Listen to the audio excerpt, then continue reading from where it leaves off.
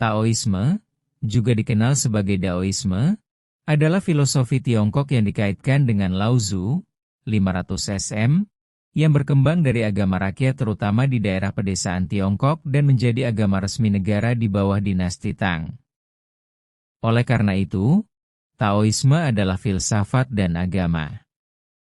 Agama ini menekankan untuk melakukan apapun secara alami dan mengikuti arus sesuai dengan Tao atau Dao, kekuatan kosmik yang mengalir melalui semua hal untuk mengikat dan melepaskannya. Filsafat tumbuh dari ketaatan pada alam, dan agama berkembang dari kepercayaan pada keseimbangan kosmik yang dipelihara dan diatur oleh Tao. Tidak termasuk praktik seperti leluhur dan pemujaan roh, tetapi kedua prinsip ini diamati oleh banyak penganut Tao saat ini dan telah berlangsung selama berabad-abad. Taoisme memberikan pengaruh besar selama dinasti Tang, 61897 M, dan Kaisar Xuanzong, memerintah 71276 M, menetapkannya sebagai agama nasional Tiongkok. Dia mengamanatkan bahwa orang menyimpan tulisan Tao di rumah mereka. Kendati dinasti Tang menurun dan digantikan oleh Konfusianisme dan Buddhisme, Tao masih dipraktikkan di seluruh Tiongkok dan negara-negara lain hingga saat ini.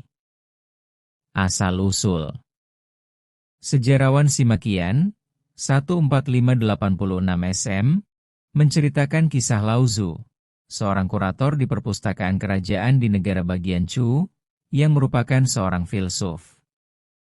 Lao Tzu percaya pada keselarasan segala sesuatu dan bahwa orang dapat hidup bersama dengan mudah jika mereka hanya mempertimbangkan perasaan satu sama lain sesekali dan menyadari bahwa kepentingan diri mereka tidak selalu menjadi kepentingan orang lain. Lao Tzu menjadi tidak sabar dengan orang-orang dan dengan korupsi yang dia lihat di pemerintahan, yang menyebabkan orang-orang begitu menderita dan sengsara.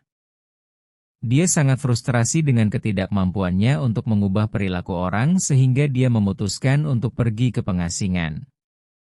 Saat dia meninggalkan Tiongkok melalui celah barat, penjaga gerbang Yin Xi menghentikannya karena dia mengenalinya sebagai seorang filsuf.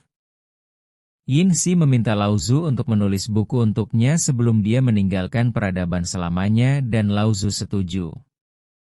Dia duduk di atas batu di samping penjaga gerbang dan menulis Tao Te Ching, kitab jalan.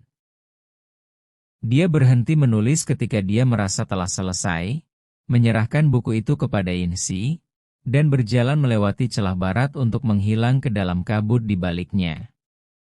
Simakian tidak melanjutkan cerita setelah ini tetapi, mungkin, jika cerita itu benar, Yin Xi akan menyalin dan menyebarkan Tao Te Ching. Tao Te Ching. Buku Tao Te Ching bukan kitab suci dengan bentuk apapun. Ini adalah buku puisi yang menyajikan cara sederhana mengikuti Tao dan menjalani hidup damai dengan diri sendiri, orang lain, dan dunia.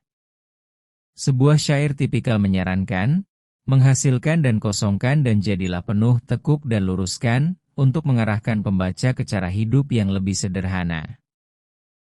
Alih-alih berjuang melawan kehidupan dan orang lain, seseorang dapat menyerah pada keadaan dan membiarkan hal-hal yang tidak terlalu penting pergi. Alih-alih bersikeras bahwa seseorang benar sepanjang waktu, seseorang dapat mengosongkan diri dari kebanggaan semacam itu dan terbuka untuk belajar dari orang lain. Alih-alih berpegang teguh pada pola kepercayaan lama dan bergantung pada masa lalu, seseorang dapat bersandar pada ide-ide baru dan cara hidup baru. Tao Te Ching kemungkinan besar tidak ditulis oleh Lao Tzu di jalur barat dan mungkin tidak ditulis oleh dia sama sekali. Lao Tzu mungkin tidak pernah ada dan Tao Te Ching adalah kompilasi dari ucapan-ucapan yang ditulis oleh juru tulis yang tidak dikenal. Apakah asal-usul buku dan sistem kepercayaan berasal dari seorang pria bernama Lao Tzu? Tao Te Ching adalah upaya untuk mengingatkan orang-orang bahwa mereka terhubung ke orang lain dan bumi dan bahwa semua orang bisa hidup bersama secara damai jika orang tersebut memperhatikan bagaimana pikiran dan tindakan mereka mempengaruhi diri mereka sendiri, orang lain, dan bumi. Apa yang bisa kita pelajari dari filosofi Taoisme asal Tiongkok? Rabu, 15 September 2021 pukul 12 WIB. Penulis Agnes Angeros Nevio. Editor Mahandis Yoanata Thamrin. Penggalan lukisan, 3 pencicip cuka, lukisan Jepang abad ke-16 karya seniman sekolahkan selama periode Muromachi. Konfusius, Buddha Gautama, dan Laozi yang melambangkan kesatuan Konghucu, Buddha, dan Taoisme. Penggalan lukisan, 3 pencicip cuka, lukisan Jepang abad ke-16 karya seniman sekolahkan selama periode Muromachi. Konfusius, Buddha Gautama, dan Laozi yang melambangkan kesatuan Konghucu, Buddha, dan Taoisme. Pikiran Yin-Yang. Alasan yang baik untuk percaya bahwa Lao Tzu bukanlah penulis Tao Te Ching adalah bahwa filosofi inti Taoisme tumbuh dari kelas petani selama dinasti Shang, 1600-1046 SM, jauh sebelum cerita Lao Tzu. Selama era Shang, praktik ramalan menjadi lebih populer melalui pembacaan tulang orakel, tulang naga, yang akan memberitahu masa depan seseorang. Membaca tulang orakel mengarah ke teks tertulis yang disebut I Ching, 1250-1150 SM, Kitab Perubahan, yang merupakan buku yang masih tersedia saat ini memberikan pembaca interpretasi untuk heksagram tertentu yang konon menceritakan masa depan.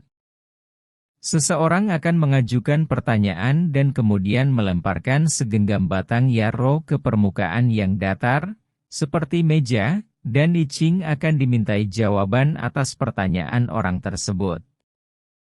Heksagram ini terdiri dari 6 garis putus-putus, disebut garis yang, dan 6 garis sambung, yin.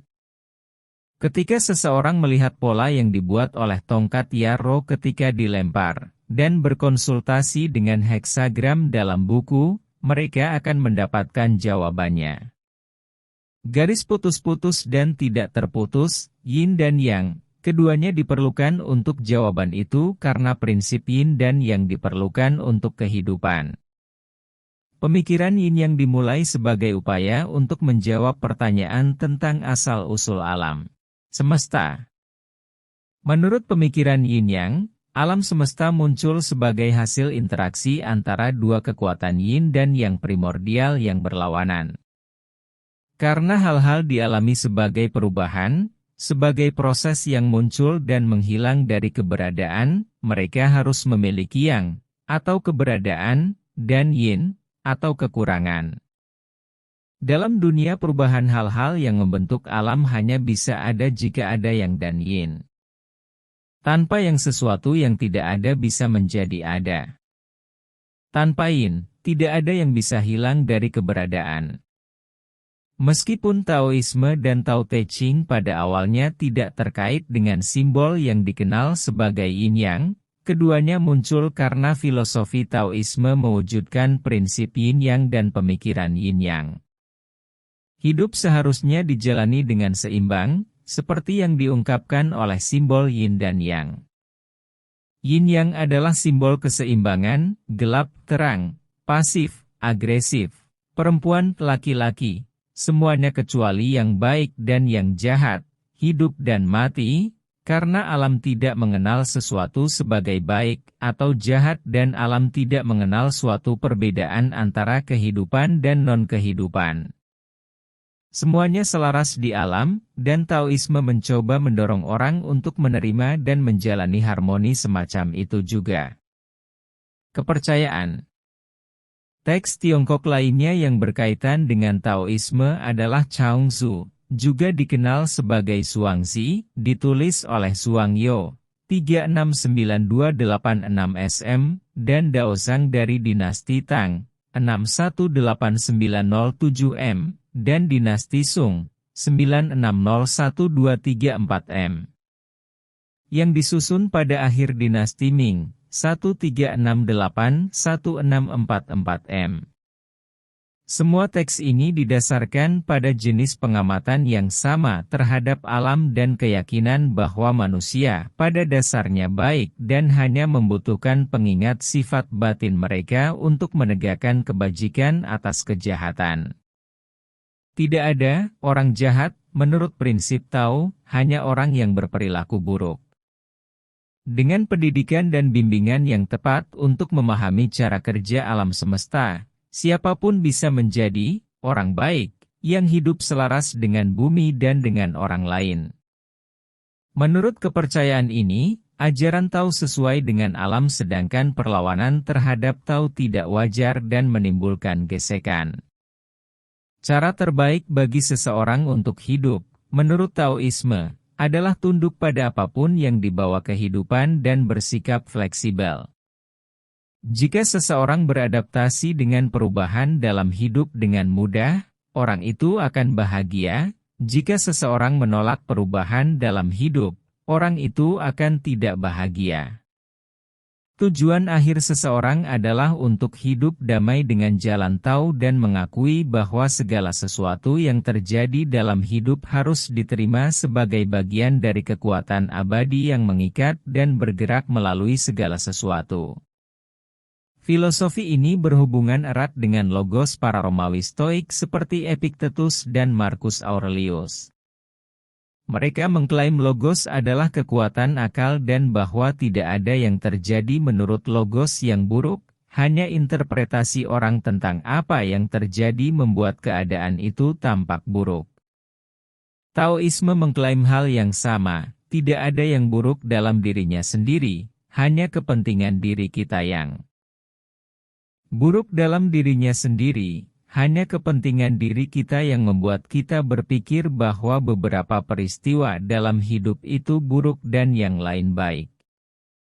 Sebenarnya, semua hal terjadi sesuai dengan aliran Tao dan, karena Tao itu alami, semua hal adalah alami. Tidak seperti Buddhisme, yang berasal dari India tetapi menjadi sangat populer di Tiongkok. Taoisme muncul dari pengamatan dan kepercayaan orang-orang Cina. Prinsip-prinsip Taoisme sangat mempengaruhi budaya Tiongkok karena berasal dari masyarakat itu sendiri dan merupakan ekspresi alami dari cara orang Tionghoa memahami alam semesta. Konsep pentingnya keseimbangan yang harmonis sangat cocok dengan filosofi Konfusianisme yang sama populernya, juga asli Tiongkok. Taoisme dan Konfusianisme sejalan dalam pandangan mereka tentang kebaikan bawaan manusia tetapi berbeda dalam cara membawa kebaikan itu ke permukaan dan mengarahkan orang untuk bertindak dengan cara yang lebih baik, tidak mementingkan diri sendiri.